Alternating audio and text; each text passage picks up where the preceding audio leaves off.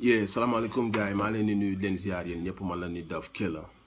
so dafa am benn sujet boo xamante si nii dama ñëw aussi pour waxtaane ko mu leer un peu guddiñ toll nii ku nekk xam na Sénégal fu mu toll ku nekk xam na difficulté yu ñuy jànkonteel ku nekk xam na que y a beaucoup de gens yoo xam ni affaire bi impacté wu na si ñoom ba ils ont à peine am lu ñu lekk donc su ma gisee des gens yoo xamante si ñi ngi auto-saisir seen bopp auto-proclamer ne ñoom ñooy représenter la culture urbaine dem palais sans le dire sans yëgal ko nit ñi sans am l'aval des hip-hopeurs dans le seul but de soutirer de l'argent au peuple sénégalais dama koy dénoncer parce que dégg nañ tractation yi ngeen nekk yëpp dégg nañ ko ku ci nekk instant bi nii au lieu que nga sensibiliser nga tiit pour Sénégal nga yërëm Sénégal yaa ngi xool naka ngay def pour soutirer de l'argent au Sénégalais parce que dégg ngeen ay milliards yu ñu débloqué donc fàtte ngeen la sensibilisation et la maladie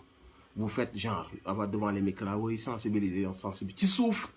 une mafia est en train de s'organiser ci turu hip hop ci turu tous les innocents yi nga xamante si ni amour la ñuy demee ak passion duñu xam nga yëguñu sax lu xew qui vous a dit que vous représentez le hip hop ngeen nekk ci suuf instant bi nii ñu ngi wootante ku ne ngi wut dossier di fen di gonfler ay chiffres nan dama impacté dama perdre xaalis pour dem soutirer ci milliards yooyu ngeen dégg man Nit Doff ñàkk naa xaalis ñàkk naa ay contrat annulé naa ay concert après Italie ak Espagne xam ngeen que ni xaalis boobu bu génnee pàcc boobu ay millions laa ciy am millions yooyu man mayaat naa ko Sénégal nañ ko jox ministre de la santé wala ci côté action sociale ñu xool naka lañ dimbalee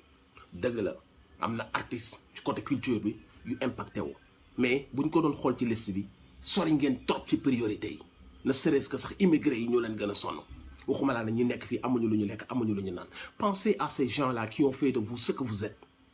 ngeen bàyyi leen ñoom pour une fois ñu nekk priorité ndax guddiñ toll nii am nañu ñàkk seen liggéey am na ñoo xam ne toog kër gi ñu leen toogloo kër yàq na xañ na leen lu bëri ci lañ daan am par bis tey jii suñu leen gisee ngeen nekk ci suuf ci turu hip hop di ko am ñu ngeen koy yëgal am ñu ngeen ko dul yëgal mu nekk ñaari pàcc instant bi ngeen nekk en guerre ñii di xëcc jëm fële ñii di xëcc jëm fële am na fi ñoo xamante si nii nee nañ dañoo annulé laaj nañ ay millions yu dul jeex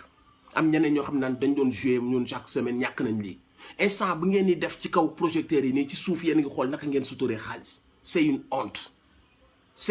il faut aimer son pays surtout dans les moments de crise parce que crise bu amee dina impacter ci ñëpp tey jii même su fekkoon at bi yëpp at la boo xam ne chiffre d'affaires yi du bari ci ñun dañ koy muñ rek daal ne 2021 mooy dàq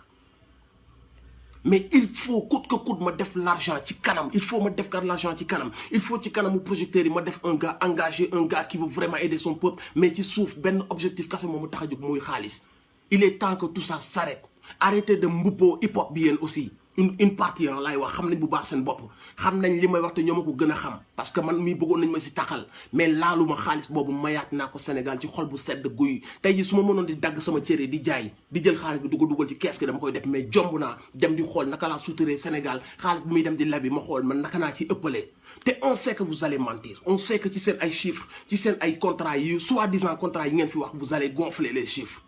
ayez honte de faire ça bàyyee leen les plus démunis ñoom ñu jot ci xaalis boobu noonu bàyyee leen les immigrés yi nga xam ne un mois ngi nii ñu tëju di fay location di wut lu ñu lekk liggéey yuñ benn bàyyi leen xaalis boobu ñu jël ko yóbbul ko immigré yi bàyyi leen ñi gën a nekk au fin fond du bled gars yi gën a sonn ñu jox leen xaalis boobu yéen ngeen xool li leen yàlla jot a suturale ngeen xool naka ngeen passer cette étape là avec dignité il faut savoir par quelquefois faire preuve de dignité parce que fépp la mettee mais ci ñun les artistes surtout les superstars yi nga xam ne ñu su nekk yam nañ oto kër xaalis ci yéen la mujj impacté parfois dafa am looy bàyyi pour sa réew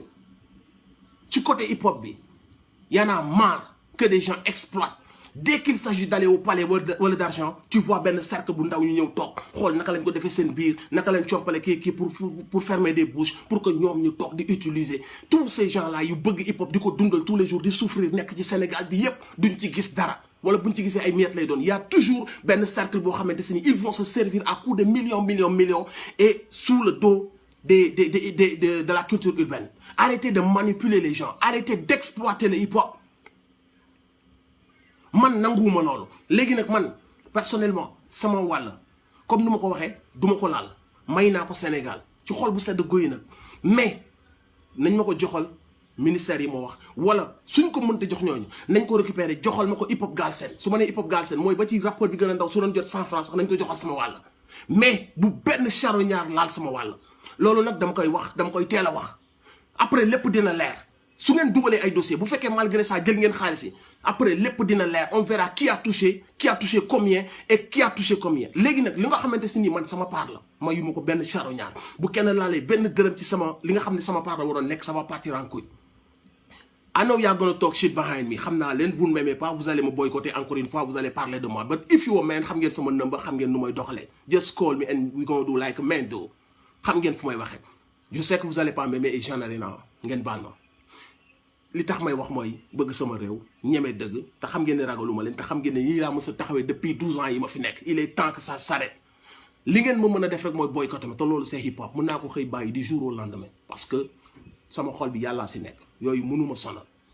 donc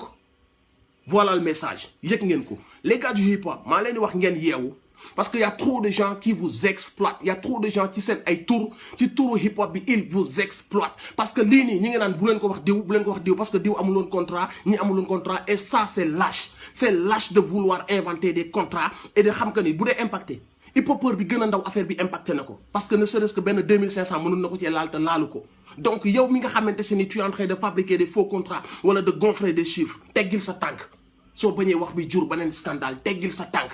nga bàyyi Sénégal cofit yi mu dem wuyu mu dugal ko fi mu ko war a dugal les plus démunis les immigrés faneen ak faneen balaa muy accès ci nous les artistes je parle culture urbaine c'est large nag culture parce que am na ñeneen ñoo xam ne instant bi bind nañ seen dossier toog di xaar fàtte nañ sensibilisation fàtte nañ corona fàtte nañ tiit bi fàtte nañ dee yi fàtte nañ lépp instant bi nii nun def rek ba dégg milliards yi président bi annoncé naka lañ ci ëppalee la ñuy wut naka lañ ci organiser mafia boobu nag man bokkuma ci lu leer de midi laa leen wax loolu mooy li fi am ñu ngi fàttali ñëpp que la priorité c'est la sensibilisation jëlee fi coronavirus dimbali suñu frères yi dimbali les plus démunis fexe ba maladie bi bañ a law c'est ça loolu moo nekk urgence bi guddiñ toll nii suñ demee ba weesu lii yëpp nag àdduna jeexul octobre mi ngi ñëw novembre mi ngi ñëw décembre mi ngi ñëw 2021 mi ngi ñëw ku ci ne la lay sa wërsëg mën nga koy jot mais pour le moment arrêtez de vouloir exploiter la situation yaa salaam